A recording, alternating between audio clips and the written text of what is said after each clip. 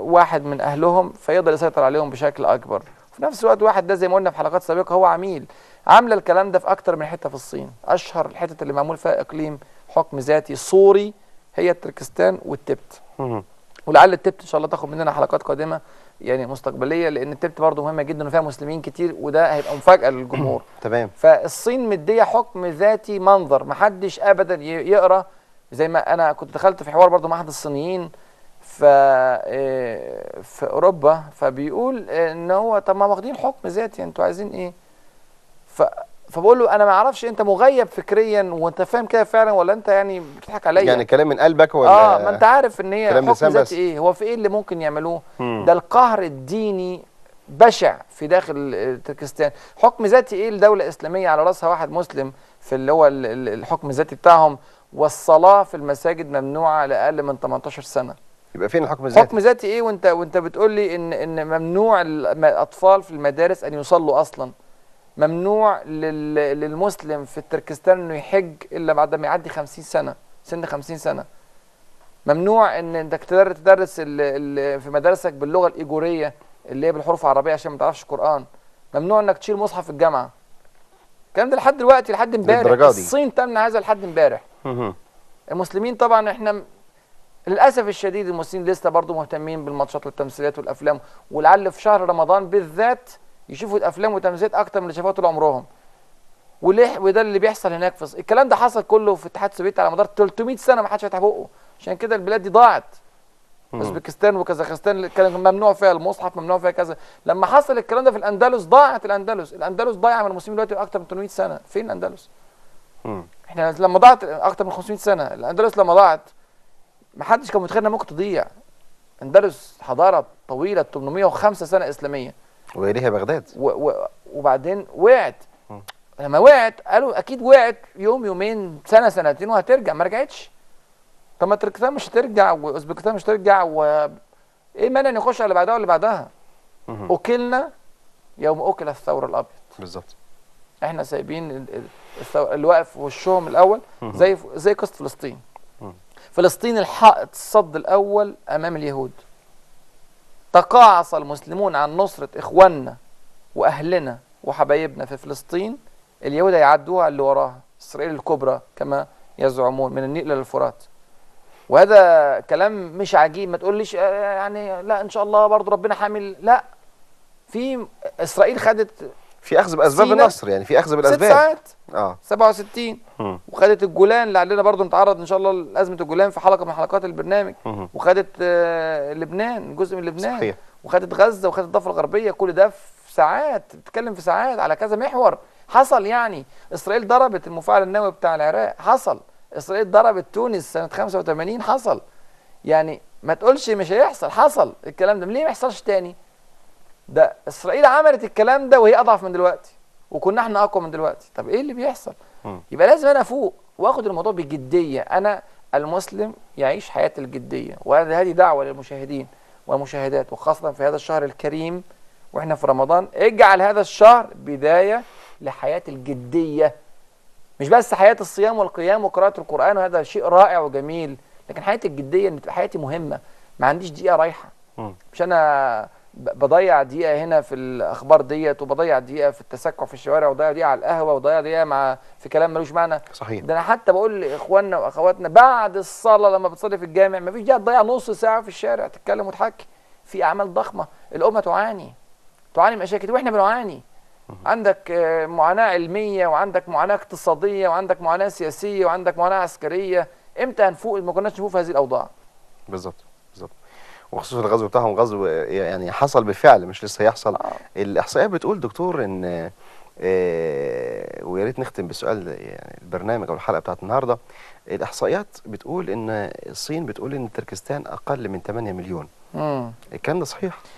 لا طبعا. الصين ولا هدفهم من كده ايه يعني؟ الصين دولة شنيعة. الصين طبعا بتهمش المسلمين، بتقلل جدا من اعدادهم عشان تديهم حقوق على قد اعدادهم.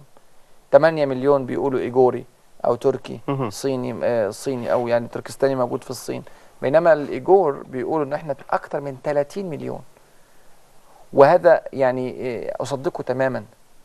ونعرف كتير من التركستانيين موجودين في الجاليات ودي نقطة من نقاط الصدام في الفكر والحقوق بالظبط. يعني هي بتعمل كده على أساس ان هي يبقى انتوا كفايه عليكم كذا، انتوا 8 مليون، صح، انتوا 8 مليون، يبقى نسبتكم يبقى في الشعب الدعم بتاعكم يبقى ما يزيدش عن حد معين، وتمثيلكم في البرلمان كذا وتمثيلكم في الصحف كذا وتمثيلكم في اللغه كذا، كل شيء مبني على عددكم، فانت عددكم قليل.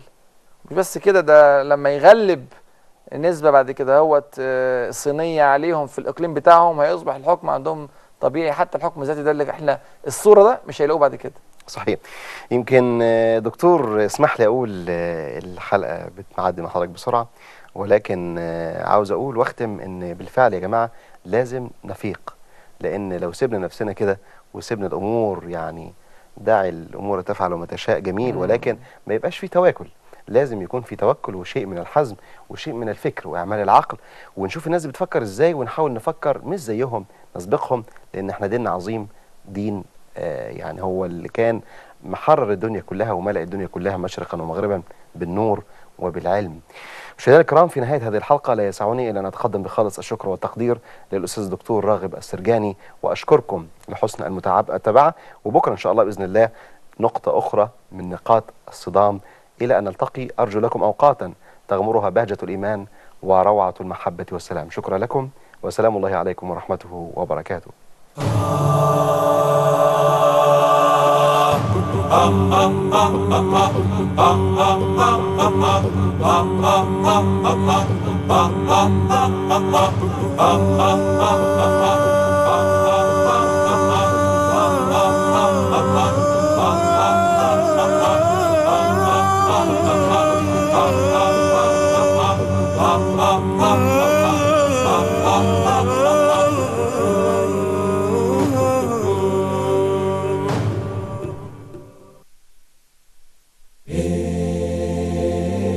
تشاهدون بعد قليل الحسن بن علي.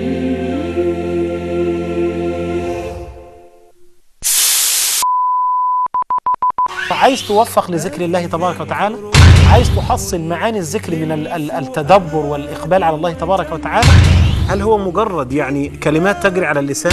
ألا تنفق لصلاح قلبك، لأن ذكر الله تبارك وتعالى هو حياة القلب، لأن تدبر معاني الذكر يرسخ المعاني في القلب. هذا ما سنعرفه في هذا البرنامج بإذن الله تبارك وتعالى، برنامج نفحات الذاكرين. بذكر رب العالمين. نفحات الذاكرين، هذا البرنامج يأتيكم في الأوقات التالية: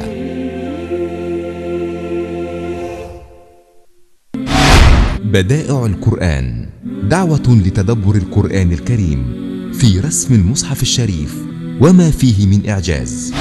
إعجاز رهيب. طب ليه قالها كده؟ شوفوا التناسق اللي ماشي. طب ليه في البقرة قوية؟ ده برضه السؤال. وليه اتحطت في الصورة دي؟ في رسم المصحف بالذات الإعجاز الخطير. نتحدى، والتحدي قائم إلى أن تقوم الساعة، وهو ده الإمتاع اللي احنا هنعيشه. مع الدكتور سامح القليني، بدائع القرآن، هذا البرنامج يأتيكم في الأوقات التالية. ما الموقف الذي جعلك تتحول إلى هذا التحول الجديد؟ الإنسان لما بيرتبط بالدين بيحيا. بداية الالتزام رحت اشتغلت في مكان تاني، رحت المدينة المنورة. لما يشوف نموذج كان بيتمرن معاه في التدريب ويقع ويموت، خرج الناس يجأرون إلى الله عز وجل ويتوبون. موسى عليه السلام ما ذكر النصب والتعب إلا بعد أن جاوز الحد الذي رسمه الله له. جبل المؤمن على الخصال كلها إلا الخيانة والكذب. أفأمنوا مكر الله. زمان كان الشيخ بيربي قبل أن يعلم. فكرة حفظ القرآن يعني جت من أنا عندي 5 سنين. سعيد إن مع حضرتك موجود في قناة الناس، كل سنة وانتم طيبين. ضيف جبريل، هذا البرنامج يأتيكم في الأوقات التالية: علو الهمة. بالهمة العالية يسعد قلبك، بالهمة العالية يذكر لسانك، بالهمة العالية تعيش في رحاب الله. وأنت في الظلمات هائم. كيف تعلو همة المسلم وتشتد عزائمه في جميع سبل الخير؟ مع الشيخ محمد مصطفى. وأنت في علو الهمة. هذا البرنامج يأتيكم في الأوقات التالية: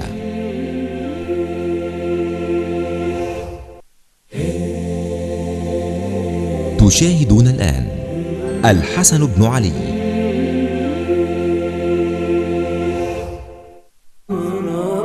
بيت المصطفى ريحانة الروض البديع قد أنجبت ليثين في دنيا البطولة بن علي وخامس الخلفاء لو قد أنصف